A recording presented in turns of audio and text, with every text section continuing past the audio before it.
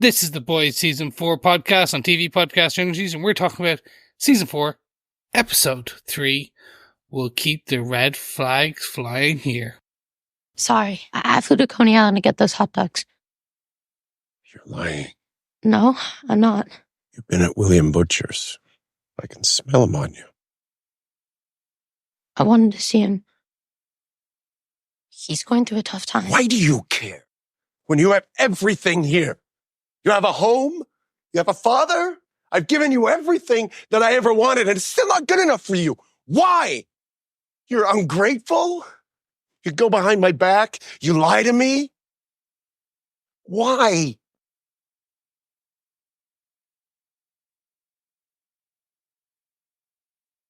Why am I not good enough for you? No, it's just Butcher. What? Do you love him so much? When did you get him to be your dad? No, I don't want him to be my dad. You're Enough! Enough!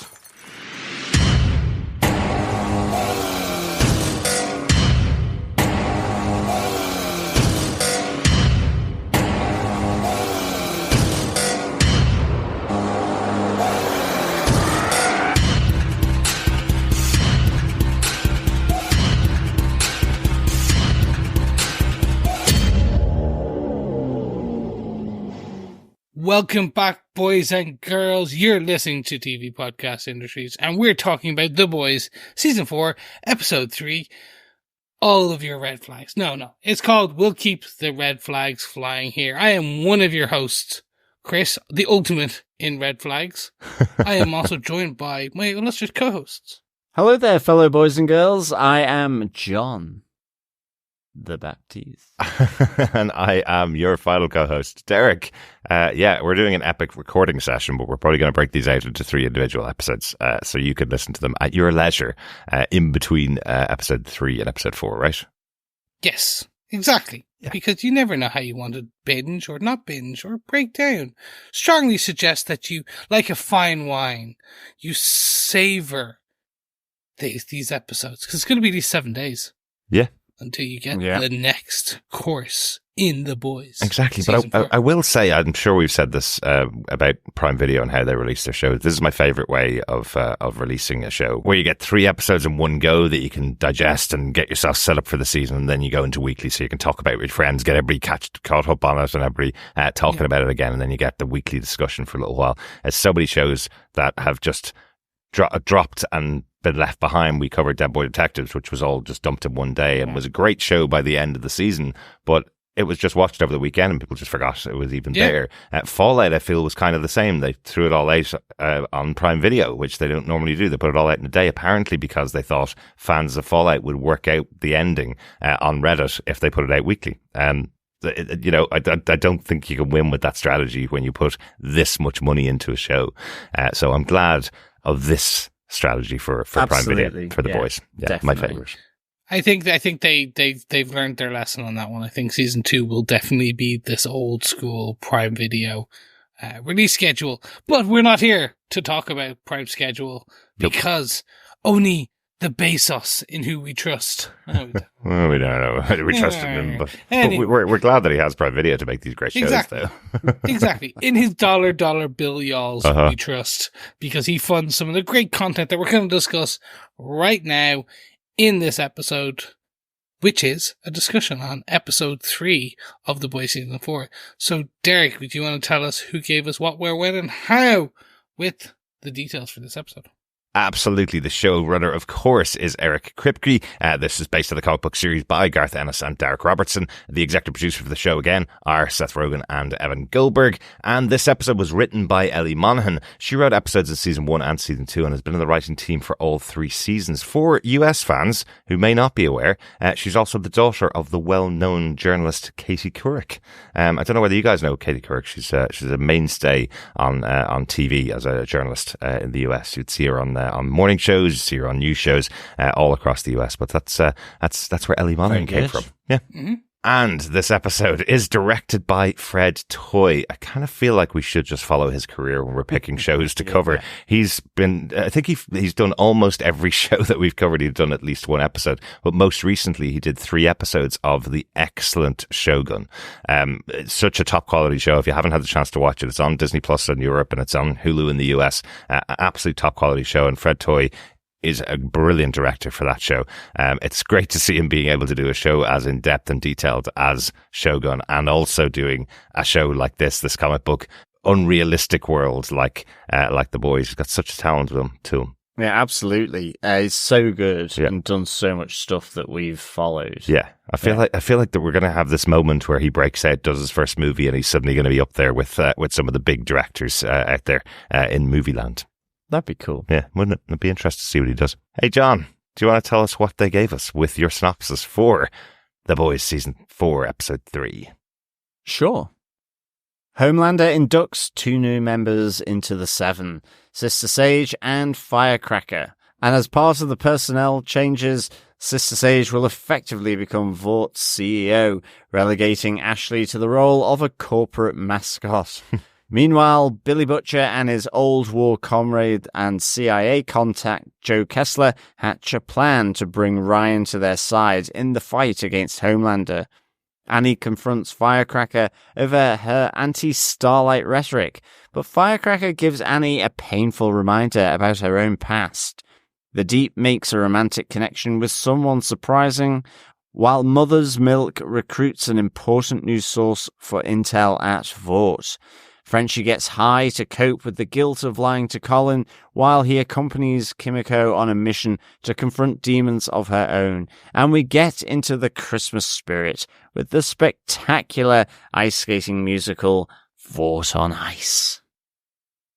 Vought on Ice is definitely my favourite moment from this episode, but I'm sure we'll get into that as we talk about our protagonist, antagonist, and outstanding moments from the episode. Yes. Let us get into the boys' moments. Shall I kick it off, dare I say it? Go on. Ooh. Oh, I feel there's a pun in there. I think you might. Oi, oi. And so does Billy Butcher, I think. Yes. Foosball friends. Billy and Ryan connect. I really enjoyed this, and also how they get to the football, old school game, but they get through the video game, the Mortal Kombat-esque game called The Tournament of Heroes, where they obviously online chat to one another in order to meet up on the basis of Joe Kessler wanting to try and bring Ryan into effectively the CIA team, effectively wanting him to become to be recruited and be an asset, because if he's not an asset, then we're gonna have to either figure out how to kill him effectively if we can't train him. So I really, in a sense, is this going against Billy? Possibly. But as he has that contact with Ryan, as they chat about things, as Billy sees how really uncomfortable Ryan is, how upset he is, certainly over the stuntman Coy that he killed in the last episode, they begin to connect here. I mean, Ryan is really quite upset, distraught, anxious, distraught. Like he really is, and Billy has this conflict of whether he's going to recruit him or not. But ultimately, he decides, really, in a sense, to be his dad, his stepdad, and to play this game of football with his stepson, and Ryan has, in a sense, I like the fact that this triangle of Billy, Ryan, and Homelander have got all these questions about themselves. Billy talks about, I have this habit of pushing people away. but I want to make things right with the one part of your mum who is still alive. Yeah. That's a great line. Yeah. Really, really good. Ryan is like, I wouldn't want to know me if I was anyone else, if I were you. He's so down on sad. himself. Yeah. And I guess that comes from Homelander to some degree. Well, yeah. Despite all of Homelander's bravado. So, but we kind of mentioned it about last season in Billy Butcher's treatment of Ryan, the words he said to him to push him away. And Homelander's been using those words repeatedly over and over again to Ryan. Your father hates you. Your father thinks you're nothing. Over and over again to reinforce and kind of push Ryan to become and mold him to become like Homelander. So Ryan's heard this so much now that he believes it about himself more than believing that Homelander has his back. He believes that what Billy Butcher said about him was right. I wouldn't want to know me if I was anybody else. It's an amazing moment. Also, again, to give credit for Karl Urban, we often talk about the funny lines that he says, the big violence moments that he has, but there's a really interesting look on his face when Ryan tells him about killing Kai. There's a mix of emotions that Karl Urban gets across here, where he's seeing his son going through this massive pain about accidentally killing someone, and he's also got that in his brain that effectively what Billy Butcher does is he goes around and kills soups because they kill humans. And he's seeing his son saying to him, I killed a human on my first time out. Yeah. So it feels like there's a little wash that comes across Karl Urban's face kind of going, ooh, now you're on my list. You've almost already made it to my list of soups I have to kill to protect the human race. Yep. I just thought it was a really interesting little moment between the two of them there. Yeah. Beyond that as well, it's 100% props to Karl Urban on this. He sees that Homelander has talked about they're nothing. Humans are nothing. Yeah. They're playthings. We've talked about this already. Yeah. And he's like, don't worry about killing them. Butcher has said similar things in the past, not just about soups, about anyone. He killed multiple men. Yeah. Like people, things like that. He's like, you can see him wanting to almost parrot what Homelander has said, which is, don't worry. It's just you killed someone. It's fine. Mm-hmm. I've done it. Homeland, everyone does it. And like he said something similar to Huey. Yeah. He has said that to Huey. Like you have to kill certain people. So you could see him wanting to, but instead he just does take that fatherly high road, if you want to call it. Yeah. And puts the bickies in the bin. Yes, he does. Thing. Yeah, the laced biscuits that he made. It is a really interesting moment where he's trying to convince Ryan to eat the cookies, kind of going, well, it's your mother's recipe, and then thinks better of it towards the end, and says to him, oh, I just put too much sugar in them, But you did kind of mention about the discussion between Joe Kessler, this character played by Jeffrey Dean Morgan in the show here, the former colleague of Billy Butcher. It is interesting. The conversation before Billy goes to bring Ryan in is, you'll bring him in, right, and he'll be fine, he'll be safe with you. And Joe assures him he's not going to use him in the army, basically. Billy says, you wouldn't do that to your own son, right? And then they come back after Billy has chosen not to take Ryan and have a conversation again. And Joe Kessler admits, actually, I'd be perfectly happy if my son joined the fight. And if he died, I'd be proud of what he did. And we will have to choose to either train or kill Ryan. So Joe Kessler, again, just the reason why I'm saying it is just, he's an untrustworthy character, even though he's someone from Billy Butcher's past. He's someone that will, again, another person in Billy's life that will say anything to get the job done.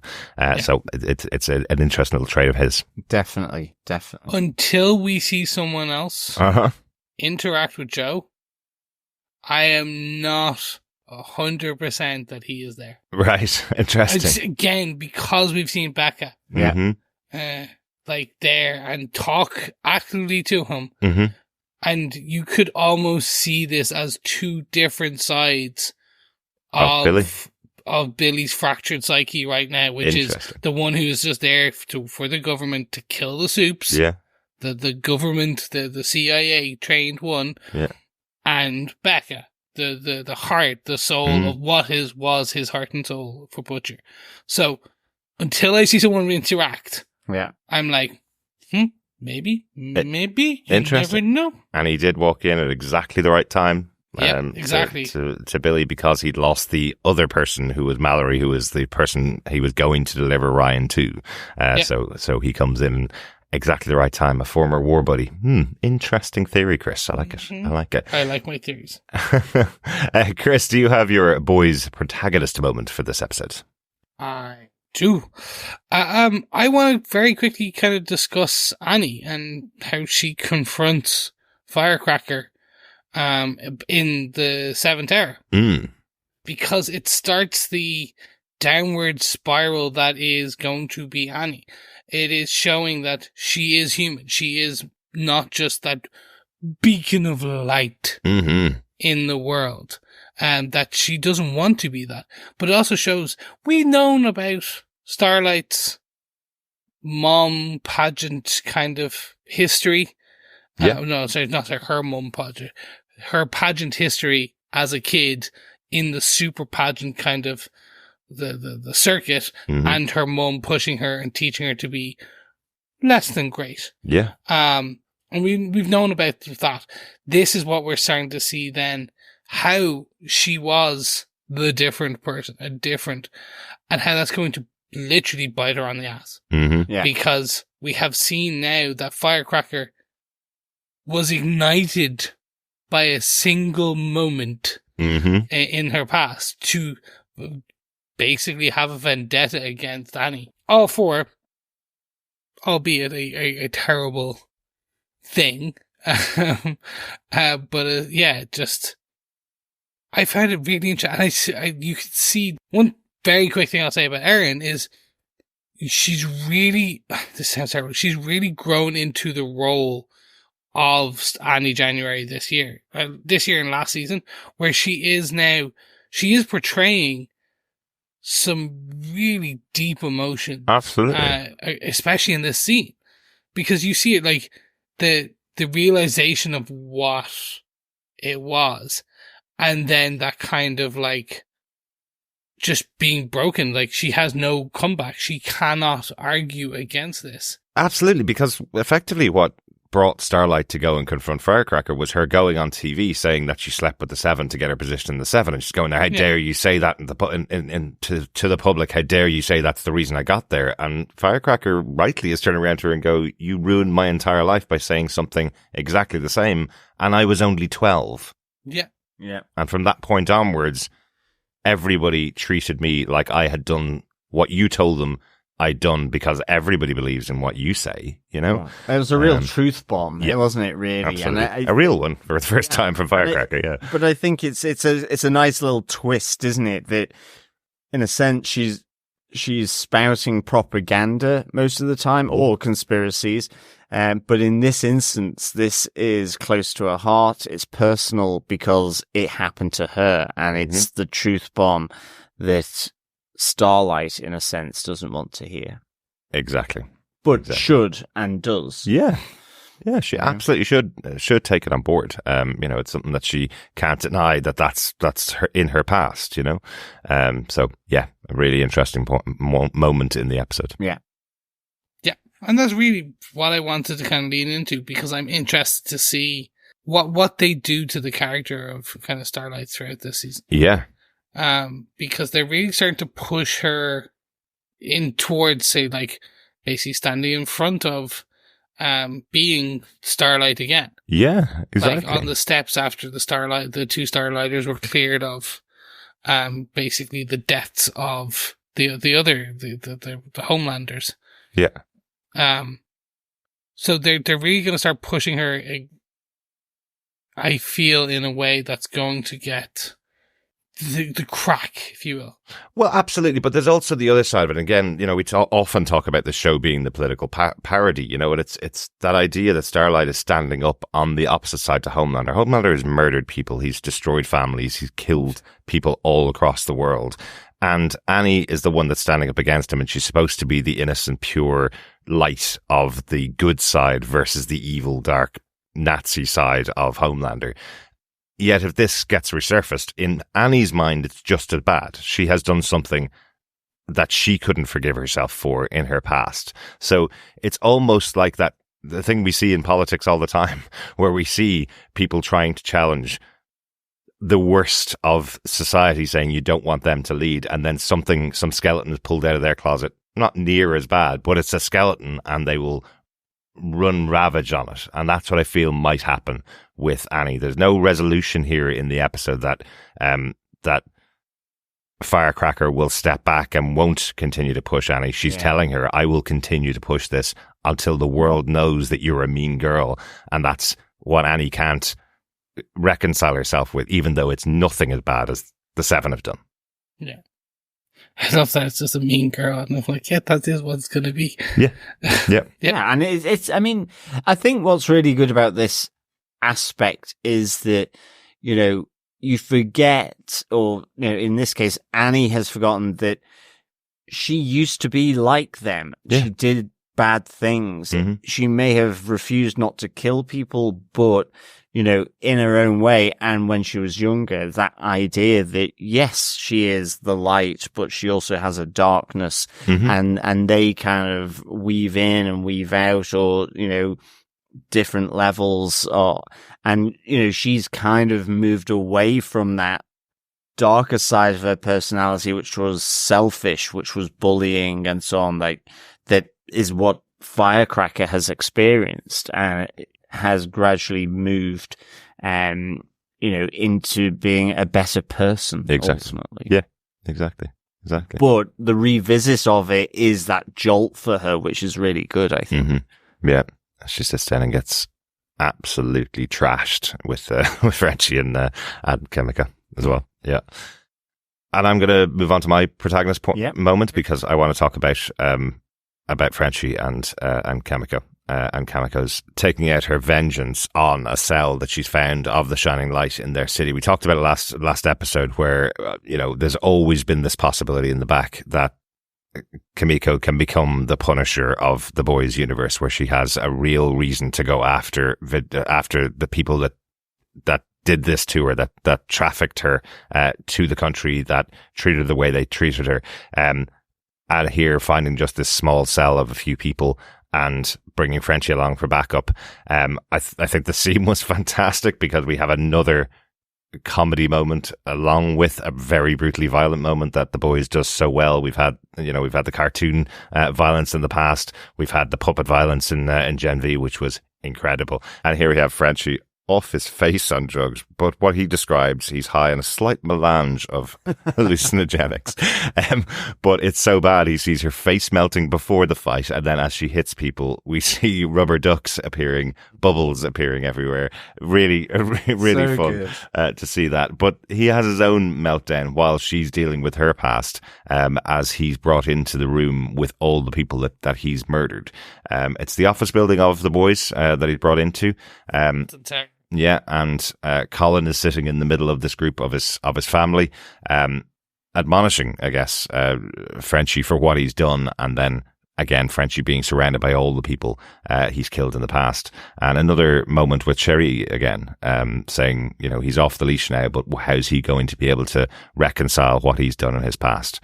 I think this whole scene is, I don't know, emblematic of what the boys does so well. They can have a bit of comedy in here. They can have some really obscure, hallucinogen-driven jokes, and they can also get to the heart of a massive problem for someone with this dark past that Frenchie has, and do a great job of balancing it all within a 10-minute scene. Yeah. Yeah, really loved it. Exactly the same. I think it was some of the best. Reminiscent for me of Happy, the TV show with Patton Oswalt and co, where it was basically that cartoon-esque. Yeah. Very violent, but very cartoon-esque at the same time. And we see Kimiko with what is stops, about to kill someone who is then pushed off. Yeah. Which again then is going to, I think, feed into her story that we talked about last week. Exactly. And her healing from the trauma of being kind of human trafficked. Yeah. Because Kimiko escaped from the situation with the Shining Light. So my only theory, I guess, is the pretty obvious one, that this is someone that was left behind, that Kimiko didn't come back and save, and they've been left behind within the Shining Light, and blame Kimiko potentially of what's happened to them. So I guess we'll that's something that will play out for her story for the rest of the season as well. Yeah. And it's not her sister, so we at least know that. Yeah.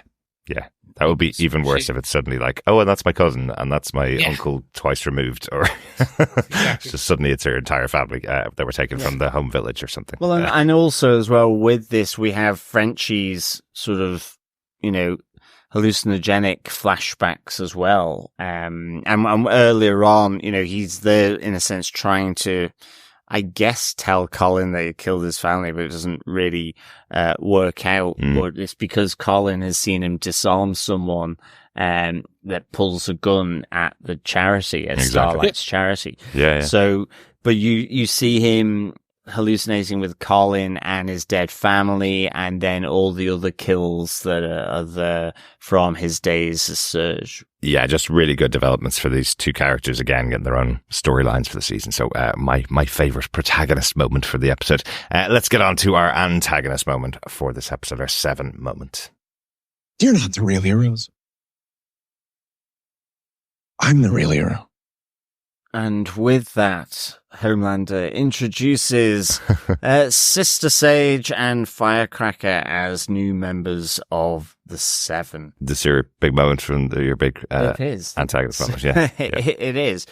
Because, I like the fact here that Mother's Milk doesn't really get these new appointments of Sage and Firecracker to the Seven. Certainly, I don't think Ashley does, but Ashley soon realizes that she's getting demoted to mascot and needs to go ball like crushing. Ronald McDonald. Yeah, like Ronald McDonald. And needs to vent this demotion with ball crushing accuracy on Cameron, the Vought newsreader. Lackey, I guess. Subversive. Yes. Submissive, I should say. Absolutely. The Tucker Carlson of the Vought network. Exactly. I guess so. Yeah, exactly. And I like here then, even Sister Sage is like, I'm not really happy that I've been exposed here. How am I expected to do a coup with a million eyes on me? So she's a little concerned that her cover will have been blown here. And that it's punishment for her standing up to Homelander as well. And, I'd suspect she's 100% right. That she is the smartest person on the planet. So she is 100% right that this is punishment from Homelander. Yeah. But again, we have just this whole shake-up here. We also do have the Deep, who has been previously he's been taken away as chief data analyst as well, and she is very much on the hunt. They know that the footage has been copied from Vought, all to do with the killing of the Homelander's fans, and Todd. So, she's on the hunt for whoever did that, aka A-Train. Yeah. So I'd say that noose is going to start tightening pretty soon. Well, that's it, definitely. I just like how the introduction of these two, primarily Sister Sage, though, at least for this episode, the disruption and the chaos that has. I love the fact that Ashley is like, well, I'm going to resign. Disney has wanted me. That's hilarious. Yeah. For the last 3 years. I'm a girl boss. Exactly. I work there. But in the end, she does shred her resignation letter and doesn't resign. But this is after one of Starlight's friends, or from Vought, has her head lasered right in front of her, killed by Homelander after Sister Sage has brought her in for questioning just to get intel. I love the fact that the woman in Ashley's office who's just said, yes, I do know Starlight. She was trying to even just hide that connection. Yeah. Then Homelander lasers her through the center of the head. But she goes, yeah, Starlight called me a few days ago about, and then gets lasers in there. Sister Sage is, do you not think the next word would have been useful? No, she'd already admitted she was against me. I killed her. There we go. It's just, it's so good. Yeah. I love all this. Again, Homelander is just a fantastic character. Yeah. I think we've always said it from season 1. Anthony Starr just brings great stuff here to this character, whether it's menace, threats, or just like going off the rails, quite frankly, as he is doing in this episode. His paranoia, his lack of confidence despite who he is. You know, all of that is so layered and nuanced. It's really good, but I do like the chaos and disruption that's brought about with these 2 new members of the 7. And again, Ashley, fantastic here. Without a doubt. You know, just so good. I love the continuation of the ongoing joke. Here's the 2 new members of the 7. That brings us to 6. Who's going to be number 7? I don't know. Maybe I'm holding it open for my 12-year-old son. It's like, you're still not the 7. Call yourselves the 6. It's great. Yeah. Really good. Really good. I also want to talk about Homelander in my antagonist moment, because we get the fracturing of Homelander once again. We've had this before. We've had this last season where he's seen himself in a fractured mirror. But this time it seems, again, even more aggressive as things start to, get out from underneath Homelander, where after Ryan returns from meeting up with Billy, Homelander's trying to work out what he's done wrong almost, or why is it that Ryan's going to be lying to him. Again, there's a really creepy thing that Homelander does where he goes, I know you were there, I can smell Billy Butcher on you. There's a really creepy thing about that. He throws a glass across the room, sending Ryan out of the room, and then there's a fracture of all the different versions of Homelander, all the different personalities of Homelander talking to him. None of them very nice. None of them trying to calm him down. All of them trying to get at the key to what will accomplish Homelander's real goal, right? And get to the core of what Homelander's problem is as they see it. And the core of that is he seems to have a tendency to need love, and that needs to be crushed before he can transcend his human nature and become the greater being that he's supposed to be. Like, wow. That's someone that will never be aligned with the opposite side, right? It's just remove the love from who you are and you will become the greatest being on the planet. Wow. Yeah. And I mean, even just to that point, and like you said, preceding that, it's that absolute anger at his own son Ryan because he can smell Butcher on him. It's the disgust really of creepy. That, and almost just the lack of love towards his son. Yeah, absolutely. And even down to the taking his milkshake away from him from one of the earlier episodes. Absolutely. But it's only going to get worse, right? If you remove the love, it's only going to get worse. And they say to him that the way to do that is to go back to the start. So I guess we're going to be revisiting the lab where he was living. Must be. Yeah, must be that.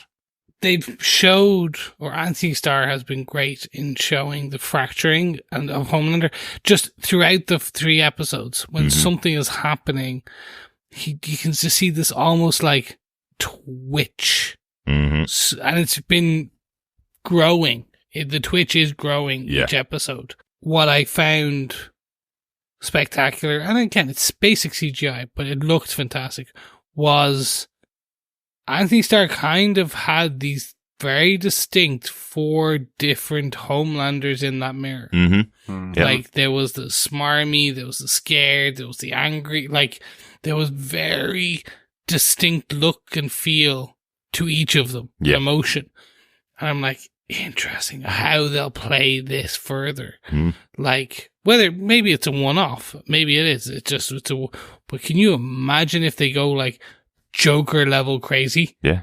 In terms of with the Homelander character and really let Anthony Starr go crazy. Well, this piece. It'd be amazing to see. Absolutely. Right now, it's real Gollum versus Smeagol. It's that Lord of the Rings moment, right? It's that breaking of the more evil parts of the evil guy are telling him how to be even more evil.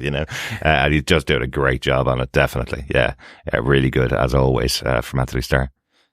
100%. Chris, how about yourself? Yeah, I'll jump in with a very, very quick one. For me, it's the Deep and his romantic connection.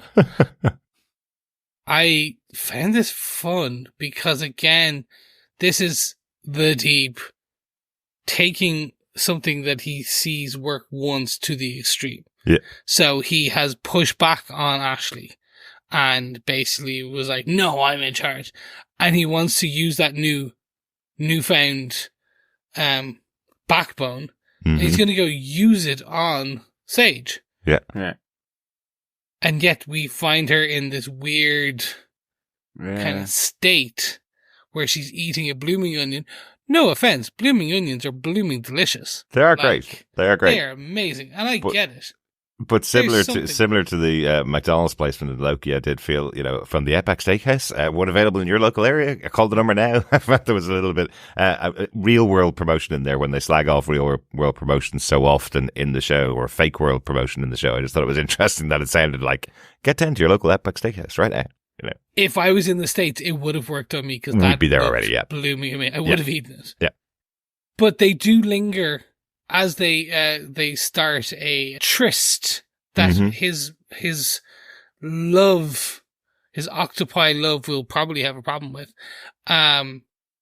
They linger on a bloody poker. Skewer. Yeah, it was weird. So I'm very interested to see what it's about. Because again, this is another side to Sage. Sage has been kind of standoffish, annoyed with everything that is the Deep.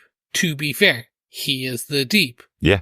But it's going to be fun to see how this tryst moves forward and does destroy that, because she is the smartest person in the world. Yeah.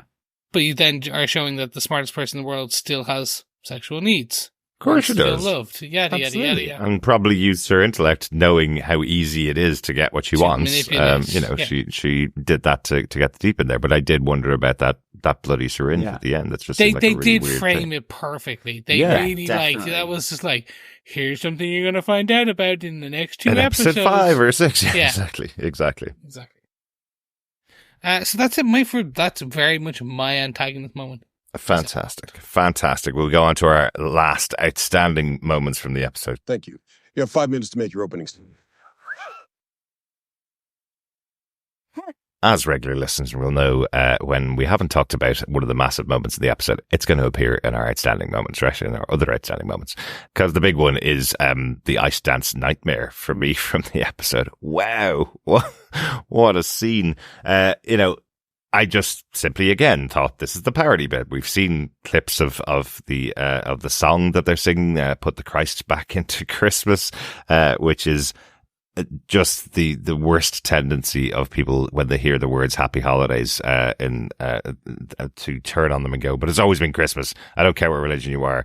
You should believe in my God. You should believe in what we believe at Christmas. I don't care about your religion. And turned into a musical by Vought. It's just, it's hilarious in its parody way. And again, so much like what we see in the real world as well. Yep. But that's it at the start. And, Victoria Newman comes down for her photo op when, just with the cast of the ice dance. And I was kind of going, well, that's probably it, right? They're having a meeting here. We see MM's there and Huey comes to be backup for him while they're surveying this meeting between Newman and Homelander. We learned some really interesting things about the plan in here. Can I talk about those in this section as well? So, yeah. Couple of things. This is precipitated on the fact that Bob Singer, now most likely to become the next president, had brought forward effectively a superhero management act similar to the MCU's superhero registration act. But what he wants to do is bust all superheroes back to entertainment. They can no longer be involved in the armed forces. They can no longer be involved anywhere else. They have to go on The Masked Singer in the future. A really good joke. But Newman, of course, being a soup, wants to take this to Homelander and wants to kind of make sure that they're aligned. He brings along his lead strategist now, Sister Sage, to blow wide open the plan. The plan here is now they're going to get themselves to the highest position and they're going to kill Bob Singer. Newman's going to take over and out herself as a soup and a soup president. And now they run the world, basically. So Newman not very much on side with this. She's been very happy about hiding her identity as a soup in the past. And then a drop of sweat, Mission Impossible like, drops onto the shoulder of Homelander, turning into this just absolute nightmare, which must have been so much fun to come up with in the writer's room. As you know, again, it's the creepy thing of Homelander. We mentioned him saying, "I can smell Billy Butcher on you" to his son, and here he's going, "Here, free five fofo, I smell the blood of you, you Campbell. I know, I would smell his scent anywhere," kind of thing. And then just lasers everywhere in all directions, cutting the actress who's playing Maeve in half during their final number. Then people's ice skates going through necks, chopping off hands, Slitting throats. Yeah, absolutely. Just brutal, but again, so much fun. So good. Slaughter on the ice rink. It was such a good, rather than Murder on the Dance Floor. Murder on the Dance Floor. Is that going to be the other song that Sophie Ellis-Bextor will release 40 years later? The follow-up. The follow-up. Oh, please don't. Yeah, no, I loved this. It was just so good because it was just this whole thing around world domination, killing the president, the plans, and then it just goes absolutely to pot in terms of all these bystanders who are practicing Vought on ice, just getting killed, slaughtered. So good. But Huey managing to sort of keep out of range of the lasers whilst he was in the ducting, and then he does get a helping hand as well from a very unexpected quarter. Yes, he gets saved by A-Train, another push towards him actually helping them out, but he runs away very quickly without explaining himself or anything like that. So yeah, it looks like A-Train is even closer to moving over to their side, right? I think so. Yeah, I think so. It's partly my point that it's just, the confirmation that A-Train really is kind of recruited now as an informer. We do hear Mother's Milk saying that he wants to flip A-Train. You can see that that's the case. And they have that meeting, that moment where he says, again, A-Train kind of doing the bravado, like, I could just drag your face across this astroturf in like under 3 seconds. And it's like Mother's Milk is, but the dark bags under your eyes suggest something's keeping you up at night. Yeah. And, he's still concerned because Sister Sage is on the hunt for the person that took that footage. But here, with him helping Huey escape, is probably confirmation. I don't think he's double crossing here. I think there's too much happened in the other episodes where, he's not used the baseball bat. He's kind of annoyed at his autobiography. He's feeling the loss of his nephews and probably his brother. Yeah, absolutely. So it's built up. With exactly. him, really. Yeah. But they've been growing that story for the last. Yeah, this is why definitely. It does. This whole season. And it makes sense why they're ending it next season as well. Yeah. Like, everything is building on everything. They are introducing some new characters, but the characters who are staying around, they're building on each of every time of their story.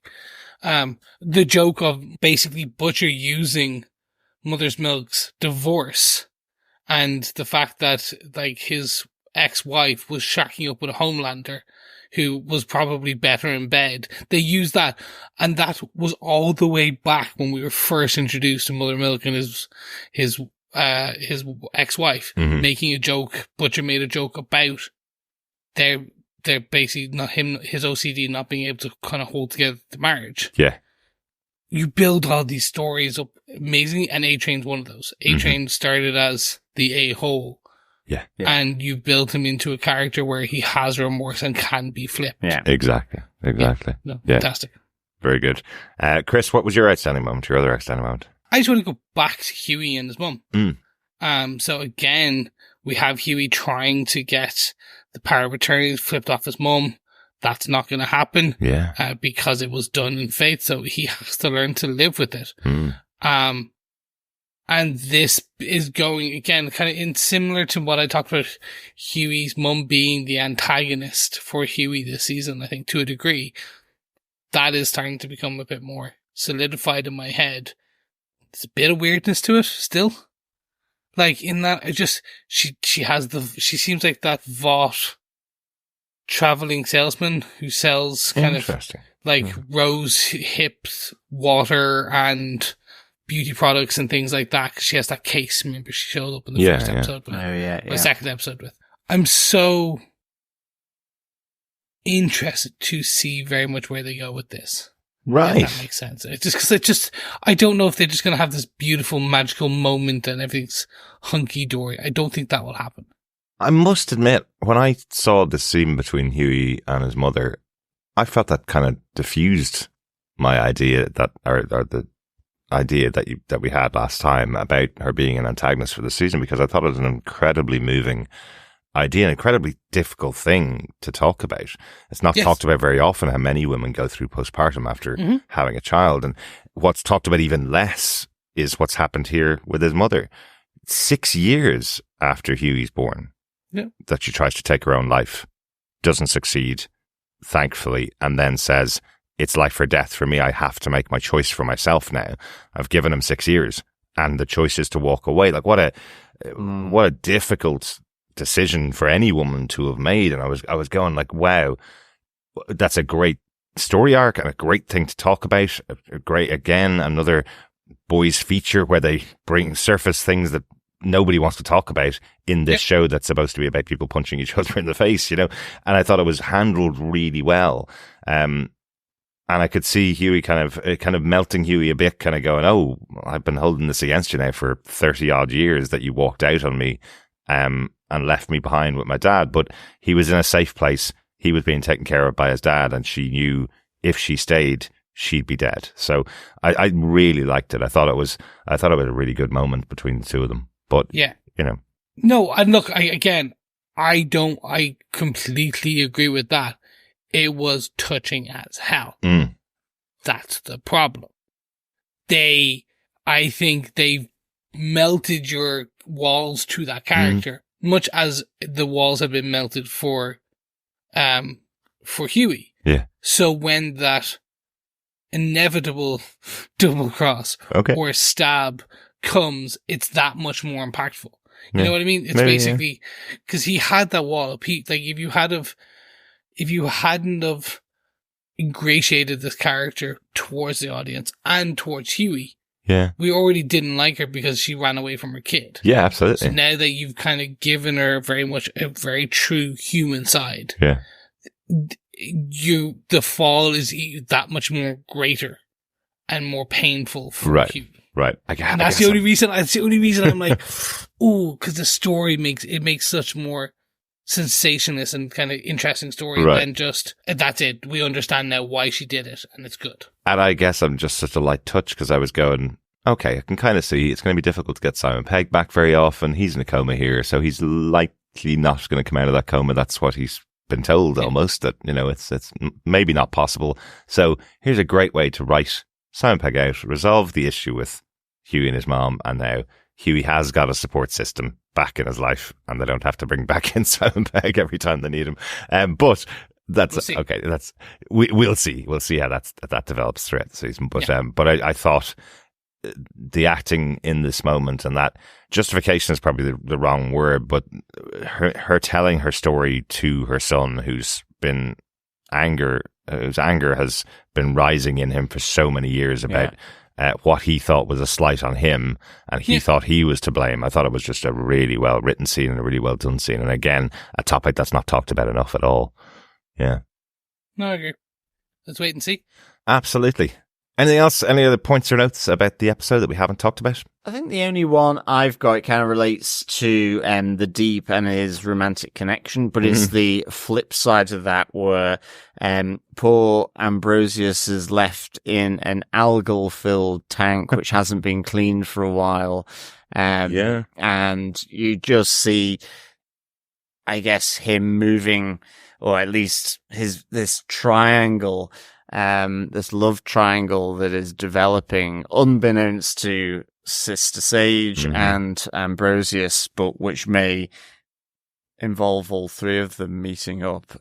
Unless that bloody skewer was somehow Ambrosius's blood, I don't know. But oh my god, I don't think so. Because I'm just thinking, isn't it? No, that's the ink of an octopus. It is black, but I don't know. Maybe not. But just the fact that she's lamenting in her green fish tank that, well, we haven't made love in 2 weeks and you seem to be distant, and can you not bring me out of this closet? Can we go on holiday to the Carol where my family and my cousins live? Hilarious. Yeah. So good. Overall, what do we think of the 3-episode arc here, guys? What do you think of this as the third episode in the 3-episode arc? I'm gonna jump in. I absolutely loved it. So well put together that they could have released this in a single episode. It's enough driving you to go into each episode more.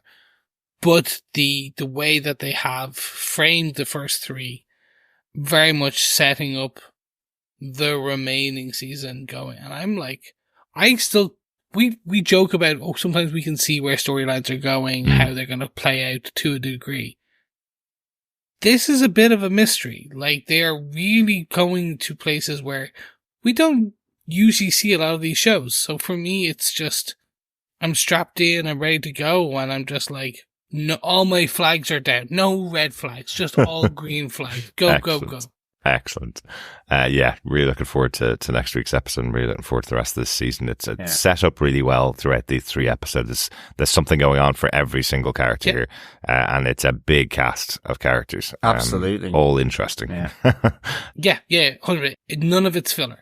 It's all amazing. Yeah, it's really good. Yeah, I mean, this episode, I'd give it 4 Ice Christs out of 5. I just really enjoyed it, and I think overall, these first 3 have been really, really, again, solid and strong and great, fun, action-packed, tender, you name it, loads of different things. It's such thought-out, written, directed, acted show. It's so good.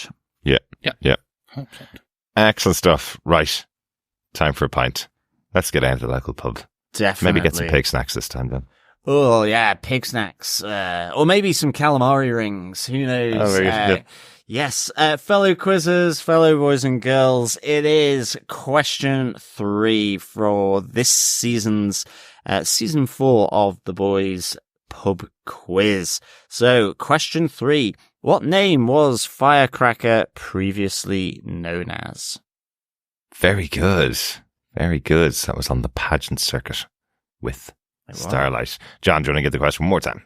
What name was Firecracker previously known as? Brilliant. That's question 3 of 8. Collect all 8 answers together and email them into us at the end of the season to feedback@tvpodcastindustries.com to be given the chance of getting your hands on some season 4 of The Boys goodies. That is the same email address for any feedback that you have on the show.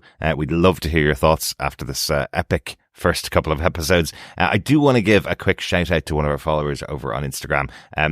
That I want to be named, but I want to say a huge thank you to them for the last year or so of all of the theories and thoughts that they've had on The Boys and Gen V as they've been going along, sending in some really interesting theories on the show, keeping me entertained in between each of the seasons. So thank you so much. You know who you are, and I know you're listening. So thanks so much for that over the last couple of months. And we're really looking forward to hearing your thoughts about the episodes as well, fellow boys and girls. Speaking of which, I have some feedback from our wonderful binging boys and girls, the ones who've watched the episodes, while I was doing the editing. This has all come in, so thank you very much to those of you who've sent in some of your thoughts on the first 3 episodes. First up, we got an email in from Coffee and Vodka on episode 1. He says, "Greetings, fellow acquitted defenders. Only the first episode of season 4, with 5 yet to be made, and I'm already missing this show. Still glad it's ending on the producer's terms with a complete and proper run. But with mind in the present, this episode was a great stage setter, with the standout scene being Todd getting his, whilst furthering the dirty trick plot with his demise. Sister Sage as the Adrian Veidt stand-in, fits fantastically, adding tactical stakes in an already political and superpowered powder keg. Had to check IMDb to make sure they hadn't recast Mother's Milk. It looked like he lost height as well as weight, though the voice is still the same. Speaking of, looked where I couldn't find who voiced Ambrosius, though I know that voice. Any ideas? So nice to see the boys back in town, however effed up they may be. 4.5 black bile brains, sage bookbound sanctuaries, and recalcitrant Ryans out of 5. Peace and take care, coffee and vodka. Excellent coffee and vodka. We did mention on the first podcast, Ambrosius, played by the wonderful Tilda Swinton. What a shocker there that they got her on board, but I'm sure she had lots and lots of fun. Great call out there as well on Sister Sage being the Adrian Veidt stand-in. That's the super brain of the Watchmen universe. So also had some pretty crazy plans in there in the Watchmen. So really cool.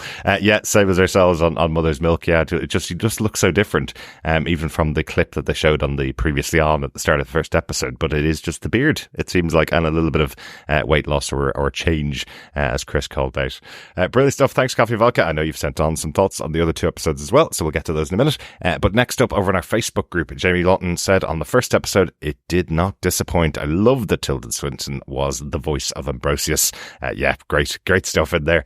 Dr. Bob Phillips says, I wonder if the working title for episode 1 was For the Love of Tentacles. Rapid reintroduction to every flaw and sparkle of the main cast, loving evil Sherlock, I guess that's Sister Sage, and keeping Deep's octopus in the closet as Frenchie's Colin on the street, and we get the ultimate degloving repair as Woman versus Tarmac settles with a one-on-one draw. I guess that's Kamiko landing face first, or planting face first in the concrete as well. Great stuff. Thanks, Dr. Bob. Hope you're enjoying the episodes as well. On episode 2, Jamie Lawton says, yet more fun surprise guest star casting with Will Ferrell. Yeah, that was a real shocker. Will Ferrell's doing a great job over the last couple of years of appearing where you just least expect him, isn't he? Coffee and Vodka emailed in on episode 2 and said, greetings, fellow ad-libbed splattered defenders. There's an undercurrent to this season of innocent assumed lost from the word go, with Ryan fighting back as well as he's able, a fight that even Kamiko and Annie lost. Let's see just how deep Kripke's cynicism goes with Ryan's head now on the chopping block. This is fun in quite a dark way. Homelander's massive ego and insecurity issues, is it possible to have both, are the clear inroads to much of the shitstorm we're no doubt to see arriving soon. Oh, and belated sweet to Jeffrey Dean Morgan's appearance. Here's to hoping we'll see more of him now that Butcher has to find new allies. Although that's what he gets for telling MM that he has to be more ruthless to be a leader. A-Train continues to be the series yo-yo, and we'll see what comes of Annie stepping up to lead the forces of her social army. This and so much more. Loving this show as ever. 5 menorah manslaughtered multiple men, milk manhandle butchers, and missing mothers out of 5. Peace and take care, Coffee and Vodka. Great points there, Coffee and Vodka. Really like your email there. Yeah, great to see Jeffrey Dean Morgan. As we see, he's featured in episode 3 with a kind of a big cliffhanger as to what they will do if they do get Ryan back on the side of Billy Butcher. Sounds like they want to turn him into a new soldier boy for their side, which would be a really interesting idea and would be fought, I'd say, tooth and nail by Billy Butcher. On to episode 3, Jamie Lawton says, I feel that Sage is playing her cards close to her chest, setting her chess pieces up to take down Homelander, the Deep being her first pawn. Pardon the pun. I like that, Jamie. Very good. That's a really interesting suggestion that actually, behind it all, Sage isn't setting up for Homelander to take over the world. She's kind of setting up herself to take over the world. And it would make a lot of sense of that out of nowhere sex scene between herself and the Deep. As we said, we just speculated that hey, everybody has needs. Deep's pretty easily manipulated, so why not? But it could easily be that she's manipulating to her side of the plan, knowing that he seems to be the one that you can you get to do anything and everything that you want him to do. Great stuff. Thanks, Jamie. Finally, Coffee and Vodka on episode 3 says, greetings, fellow holiday greetings, defenders. Nothing for months than a threesome. Good things come to those who wait. Speaking of sage words, what was that on the table next to the blooming onion? Where to start? Is it parody when it's basically cut and paste? Like in Put Christ Back in Christmas. I'm not complaining, just curious. This is the second time Butcher's taken the high road. Suppose if my better angel was Becca, I would too. But a strange look for Billy. Homelander going back to where it all began. Wonder if there's a few former Godolphin students in residence. Annie created her own archenemy, and the more Frenchie changes, the more he stays stoned. So much packed in this episode. I think I'll leave it at that, other than to say, once again, wow. 5 Christs on Ice, obnoxious noirs, and fentanyl-free foosball matches out of 5. Peace and take care. Coffee and vodka. I love your ratings, as always, Coffee and Vodka. Thank you for that. There's one thing that you've just called out there that we completely forgot to mention, even after noting it on the first episode, that now we have a new person behind the mask of Black Noir. We mentioned it in the first episode that suddenly he's talking, and we thought we'd get back to it, and then completely forgot to mention it after that. But I love the comedy of this guy who has no idea the role he's playing, but is going to play it under the instructions that all he has to do is stand in the suit, not talk at all, but is taking every opportunity to talk. There's a great moment where he's confronting Ashley, asking, for some motivation here. Why does he not talk? What's behind it all? He's not allowed to ask questions, but how is he able to follow people's guidance if they don't give him any guidance? Thought that was really interesting. So I feel that by the end of the season, this Black Noir will go the same way as the previous Black Noir. He will probably annoy someone enough to take his head off by the end of the season. As for Billy taking the high road, again, he feels that Ryan is the last that he has of Becca in the world. So why wouldn't he go with the boy? He's not as ruthless as he would seem in some scenes in the show. This is someone very closely connected to him, and of course, the connection with Becca as well. So I can see why he would take the high road there and not feed his son the fentanyl-laced cookies as well.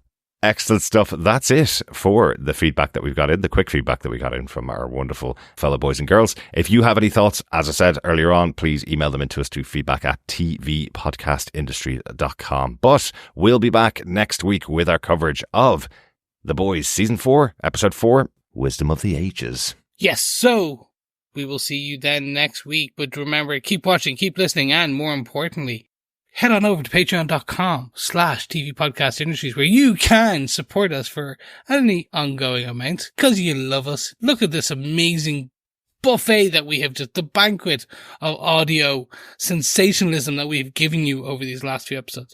Just support us, drop us a few bucks, or head on over to buymeacoffee.com/TVPI, where you can just buy us a coffee because, no offense, our editor supreme, Darick, needs a lot of coffee because he's been editing this monster episode for you all. Thank you so much, and we'll speak to you again next week.